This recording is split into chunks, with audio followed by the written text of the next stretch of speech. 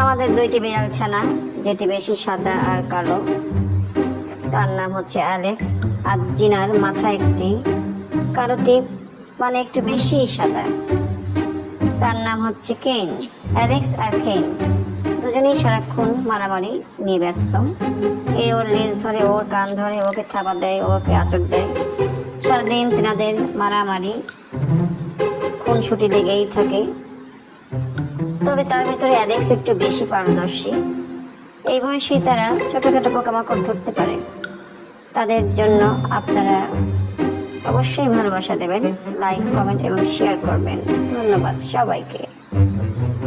তাদের এই খুনসুটি আমাদের অনেক ভালো লাগে।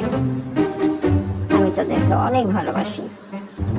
কে কে বিড়াল পছন্দ করেন কমেন্ট করে জানান আমার মতো।